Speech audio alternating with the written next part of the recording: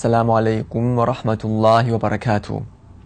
자, 이번 제9장에서는 이슬람에서의 옷, 의상에 관해서 다루고 있습니다. 이 의상에 대해서 저와 함께 이슬람적인 견해를 알아보고자 합니다. 자, 우리의 모범, 그리고 우리가 항상 따라야 될 그런 분은 하나님의 마지막 사도 무함마드입니다. 그분께서 제시한 옷에 대한 규정을 통해서 저희들이 어떤 옷을 입어야 되고 어떤 옷을 입지 말아야 되는지 알 수가 있는데, 사도께서는 그 당시 사람들이 입었던 옷을 입었습니다. 특별한 유별난 이슬람적인 복장이라는 것은 이슬람에서 특별히 제시를 하지를 않고 있고요. 이슬람적인 그리고 이슬람의 정신에 걸맞는 옷은 주위 사람들이 봤을 때 자연스럽고 아무런 문제가 없는 그런 일반적인 옷을 뜻합니다. 다만 이제 이런 일반적인 옷임에도 불구하고 여러 가지 특성이 발견되는 경우에 한해서 이슬람에서는 그러한 옷을 금지하고 있는데요. 자, 페이지 195페이지에 보면은 금지된 옷에 관해서 쭉 얘기를 하고 있습니다. 이슬람에서 금지된 옷 중에 하나는 가려야 할 부분, 아우라라고 하죠. 아랍어로. 아우라가 드러난 옷. 그런 옷은 이슬람에서 허락이 되지 않습니다. 자, 우리가 살라를 할 때, 그러니까 예배의 장에서 아우라가 무엇인지 공부를 했었죠. 기억하시나요? 저희가 배운 건 항상 복습해야 돼요. 복습하지 않으면 금방 까먹기 때문에 제가 한 번 더 상기시켜 드릴게요. 남성의 아우라는 뭐다? 무릎부터 배꼽까지. 여성의 아우라는 얼굴과 손을 제외한 모든 부분. 그리고 어린이의 아우라는 음부와 둔부. 이렇게 아우라가 규정이 되고요. 그렇기 때문에 어떤 남성이 예를 들어서 보디빌딩 대회에 나간다고 하면서 이렇게 팬티만 걸치고 이렇게 사람들 앞에서 보디빌딩 포즈를 취하면은 그것은 이슬람에서 허락되지 않습니다. 왜냐하면은 아우라를 다 가리지 못했기 때문이죠. 여성도 마찬가지입니다. 여성은 얼굴과 손을 제외한 모든 부분을 다 가려야 됩니다. 그래서 일부 한국 무슬림뿐만이 아니라 다른 국적의 무슬림들이 맨발로 걸어 다니는 경우를 많이 보게 되고, 그 맨발이 노출되는 경우를 많이 보는데, 맨발은 아우라에 속하기 때문에 그런 부분을 가리는 그런 노력을 소홀히 해서는 안 됩니다. 그래서 그런 부분도 꼭 가려주시고요. 그래야지 아우라가 제대로 가려질 수 있고요. 그리고 다 가렸다고 해도 예를 들어서 타이트한 옷이라서, 특히 여성의 경우 타이트한 옷이라서 몸매를 드러내는 그런 옷이라든지, 이제 한국 여성들 사이에 많이 번져 있죠. 아주 참 안타까운 상황이지만, 네, 그렇게 몸매가 드러나는 그런 옷이라든지, 아니면은 옷을 입었긴 했지만 투명하거나 아니면은 그 피부 색깔이 보일 정도로 이렇게 얇은 옷을 입었을 경우에는 그런 옷은 허락이 되지 않습니다. 예언자께서 미어라즈, 즉 승천을 통해서 천국과 지옥의 거주자를 이제 많이 봤는데, 그 지옥의 거주자 중에 한 부류는 입었지만 입지 않은 자라고 했거든요. 즉 옷은 다 걸쳤어요. 그렇지만 마치 옷을 걸치지 않은 것처럼 몸매가 드러나는 그런 옷을 입었거나 아니면은 속살이 비치는 그런 옷을 입은 경우에는 이슬람에서는 허락이 되지 않습니다. 네. 그리고 또 다른 금지된 옷은 이성과 유사한 옷, 이성이 입는 옷과 유사한 옷을 입는 경우, 이런 경우가 가끔씩 발견이 되죠. 예를 들어서 D로 시작하는 유명한 댄스 가수 그룹, 거기에 있는 한 멤버는 잘 모르겠어요. 쭉 지켜보면은 되게 여성스러운 옷을 항상 입더라고요. 그렇죠? 치마와 비슷한 옷을 입기도 하고, 참 이해하기 힘든 그런 경우이긴 한데, 그러한 사람들이 가끔씩 있어요. 남성임에도 불구하고 여성스러운 옷을 좋아하고, 여성임에도 불구하고 남성스러운 옷을 좋아하는, 영어로는 톰보이라고 그러죠.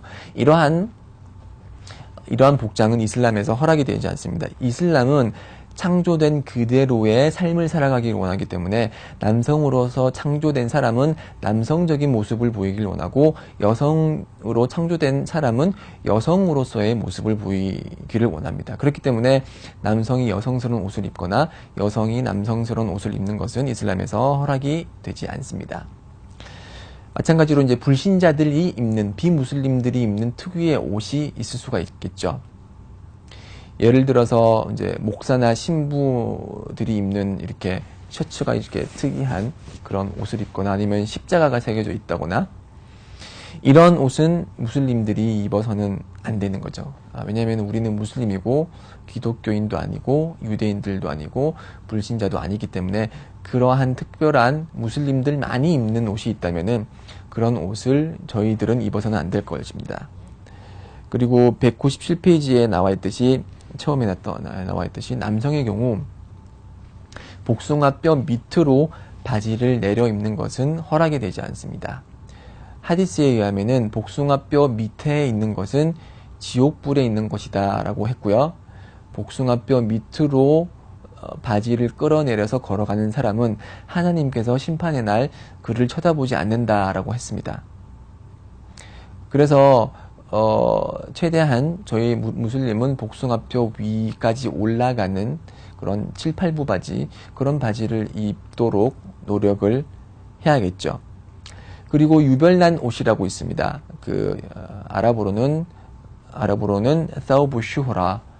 사우브 슈호라라고 해서 그 옷을 입었을 때 사람들이 저거 되게 독특하네, 유별나네, 야 저거 튄다, 이런 생각을 들게 하게끔 하는 옷이 이슬람에서 유별난 옷인데요. 이 하디스에 의하면은 유별난 옷을 입는 자가 있다면은 부활의 날 하나님께서는 그에게 굴욕의 옷을 입히신다라고 했습니다. 그래서 일부 입교한 새내기 무슬림들 중에 이슬람에 대한 열정이 가득 차서 나는 아랍 무슬림들이 입는 그런 사웁, 원피스처럼 된 그런 하얀 옷을 입어야겠다. 그게 이슬람적인 복장이다. 터번도 둘러야지. 왜냐하면 그게 이슬람적이니까. 틀린 말입니다. 이슬람에서 보는 이슬람적인 복장은 유별난 옷이 되어서는 안 됩니다. 자, 터번을 쓰고, 터번이라는 모자를 쓰고, 그리고 원피스 차림의 옷을 하고서 강남거리를 활보한다? 뉴스에 나오겠죠, 다음날. 허락되지 않습니다. 모든 사람들이 이상하게 생각하기 때문에. 그래서 이슬람적인 복장은, 한국 무슬림의 이슬람적인 복장은 한국 사람들이 생각하기에 자연스럽고 깔끔하고 단정하고 멋있어 보이는 그런 옷을 입는 것이, 그게 바로 이슬람적인 복장인 것이고, 소위 말하는 그런 아랍 세계의 옷이라든지 아니면 다른 이슬람 세계의 옷을 입는 것은 이슬람적으로 권장되지 않을 뿐더러 심판의 날 굴욕의 옷을 입게 될 수 있는 위험성이 있기 때문에 그런 옷들을 입는 것은 허락이 되지 않습니다. 또 이제 금지된 옷 중에 하나는 남성의 경우 비단으로 만들어진 옷. 비단으로 만들어진 옷이라고 말하는 것은 여기서는 천연 비단, 누에고치로부터 비단을 뽑아낸 그런 것들은 이슬람에서 허락이 되지 않습니다. 다만 지금 이제 우리가 양복, 제가 입고 있는 양복도 마찬가지고, 양복에 보면은 이제 인공 비단이 들어가긴 하거든요. 인공 비단은 누에고치에서 뽑아낸 그런 천연 비단이 아니기 때문에 그러한 비단이 일부 들어갔더라고 하더라도 이런 양복, 인공 비단이 들어간 그런 옷은 입을 수가 있습니다. 또 이제 과소비적인 옷이 금지되는데요. 여기서 말하는 과소비라는 것은 주관적입니다. 자신의 경제적인 여력에 따라서 어떤 옷은 과소비적인 옷이 될 수 있고 어떤 것은 과소비가 아니라고 판단이 될 수 있는데, 예를 들어서 한 달 월급이 100만 원인 사람이 80만 원짜리 옷을 사서 입는다. 그러면 그건 과소비적인 옷이 되는 것이고, 한 달에 1억을 버는 사람이 80만 원짜리 옷을 산다. 그것은 과소비적인 옷이 아닙니다. 그래서 자신의 경제적 여력에 걸맞지 않은 그런 소비를 하는 것은 아랍어로 이스라프라고 해서 과소비이기 때문에 이슬람에서 허락이 되지 않고, 그러한 종류의 옷을 입는 것도 허락이 되지 않습니다.